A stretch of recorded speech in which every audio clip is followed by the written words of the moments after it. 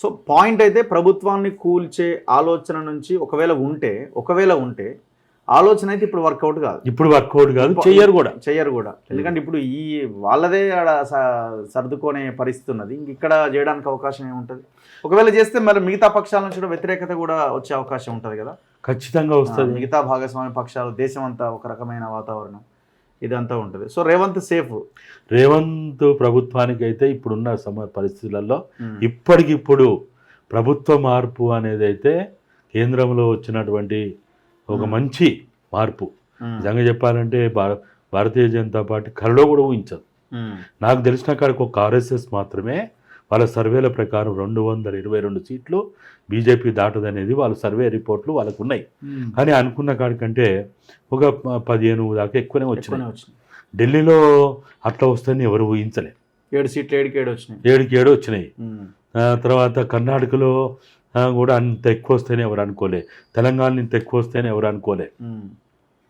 తర్వాత మొత్తం ఆంధ్రప్రదేశ్లో బీజేపీ కూడా అన్ని వచ్చినాయి కదా. కాబట్టి వీటన్నిటి రీత్యా చూసినప్పుడు ఏంటంటే 225 దాటకూడని పరిస్థితిలో ఉన్న బీజేపీ వాళ్ళకి అక్కడికి పోయిండ్రు.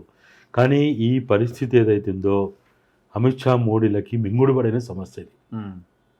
వాళ్ళు ఊహించని పరిణామం ఇది. ఈ పరిస్థితులలో పార్టీ అంతర్గత సంక్షోభం ఉంటుంది, ప్రభుత్వం పరాధీన ప్రభుత్వంగా ఉంటుంది. ఈ పరిస్థితులలో రేవంత్ రెడ్డితో గెలుక్కోవాలా, లేకపోతే వాళ్ళతో గెలుక్కోవాలా, వీళ్ళతో గెలుక్కోవాలా, కర్ణాటకలో అక్కడున్న ప్రభుత్వాన్ని గెలుక్కోవాలని ఇప్పటికిప్పుడైతే అనుకోరు.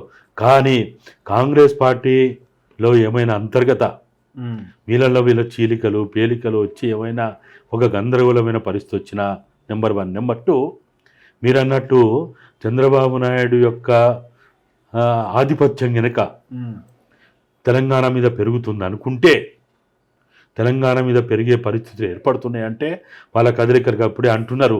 అక్కడక్కడ తెలుగుదేశం జెండాలు రెపరెపలు ఆడుతున్నాయి, ఆడాడ కనపడుతున్నాయి అని ఏదో అంటున్నారు. ఈ పరిస్థితి కనుక తెలంగాణలో కనుక పునరావృతం అయితే ఇది ఒక రకంగా రేవంత్ రెడ్డికి చాలా నష్టం కలిగిస్తుంది.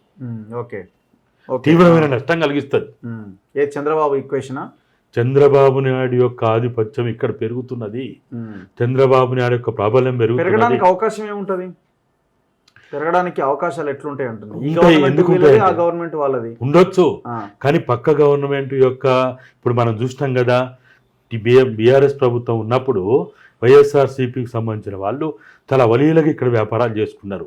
విద్యా వ్యాపారం చేసిండ్రు, భూముల రియల్ ఎస్టేట్ వ్యాపారాలు చేసుకున్నారు, లేకపోతే ఇంకా అనేక రకాలైనటువంటి వాళ్ళ మనుగడకి ఎక్కడ ముప్పు రాకుండా ఈ ప్రభుత్వంతో వాళ్ళకున్న సాన్నిధ్యంతో వాళ్ళు అనుకున్న అన్ని చేసుకున్నారు. ఇప్పుడు కూడా ఇక్కడ కూడా రేవంత్ రెడ్డి ప్రభుత్వం ఒక అనివార్యంగా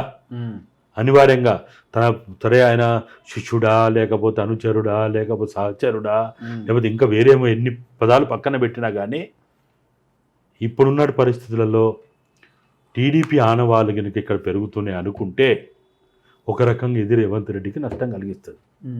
ఒకవైపు ఏమో టీడీపీ ఆనవాళ్ళు పెరుగుతున్నాయి అనేది నష్టం ఒకటే ఎదుర్కోవాలి, బీజేపీ దూకుడును ఒకటి ఎదుర్కోవాలి. ఈ 2 సవాళ్ళు ఆయన ముందు ఉన్నాయి. దీన్ని ఎట్లా ఎదుర్కోగలుగుతాడు?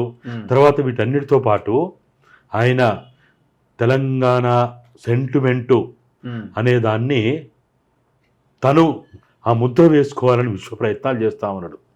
మొన్న జాతీయ గీతం కావచ్చు, చిహ్నాన్ని మార్చడం కావచ్చు, లేకపోతే టీఎస్ని టీజీ చేయడం కావచ్చు, లేకపోతే ఈ నిన్న ప్రకటించినటువంటి తెలంగాణ తల్లి విగ్రహం డిసెంబర్ 9 నాడు తెలంగాణ తల్లి విగ్రహ స్థాపన గురించి కావచ్చు, ఇవన్నీ కూడా ఏంటంటే తెలంగాణ సెంటిమెంట్ని నేను మోస్తున్నా, నేను కొనసాగిస్తున్నా అనే దాన్ని ఏదైతే ఆయన విశ్వ ప్రయత్నం చేస్తున్నాడో దీంట్లో ఆయన మొన్నటి ప్రయత్నాలు అయితే విఫలమైండు. మరి డిసెంబర్ 9లో కూడా ఆయన ఎంతవరకు సక్సెస్ అవుతాడు, ఎంతవరకు దాన్ని పీపుల్ యాక్సెప్ట్ పొందగలుగుతాడు? సో డిసెంబర్ 9 అనేది ఆయన ఎత్తడం అనేది ఒక రకంగా ఆయన పప్పులో కాలేసినట్టే. డిసెంబర్ 9 ప్రకటన అదే జరిగిన తర్వాత జరిగింది ఏంటిది? మళ్ళీ వెనక్కి తీసుకున్నారు, నెలాఖరికల్లా వెనక్కి తీసుకున్నారు కదా. ఎప్పుడైతే ఆంధ్ర వాళ్ళు మూకుమ్మడిగా రాజీనామాలు ప్రకటించిన తర్వాత అది కొద్ది కాలంలో వెనక్కి తీసుకున్నారు. సింక్ చేసి ఉంటారు. సోనియా గాంధీ బర్త్డే కూడా అదే రోజు కదా. నీకు డిసెంబర్ 9 ప్రకటన అది యథాతథంగా కొనసాగిందా? లేదు. లేనప్పుడు డిసెంబర్ 9 ప్రకటనకి ప్రాధాన్యత ఏముంటుంది? డిసెంబర్ 9కి తెలంగాణ రాష్ట్ర ప్రకటనకి ఏమన్నా పొంతన ఉందా? నిజంగా డిసెంబర్ 9 ప్రకటన కొనసాగి ఉంటే ఇప్పుడు వీళ్ళందరూ ఏమంటారు? ఇంతమంది చనిపోయే వాళ్ళు కాదు, ఆత్మహత్యలు చేసుకునే వాళ్ళు కాదు. డిసెంబర్ 9 తర్వాత చాలా మంది చనిపోయినారు. అంతే కదా, అసలు చనిపోయింది డిసెంబర్ 9 తర్వాత. అందరు చనిపోయింది డిసెంబర్ 9 తర్వాతనే కదా.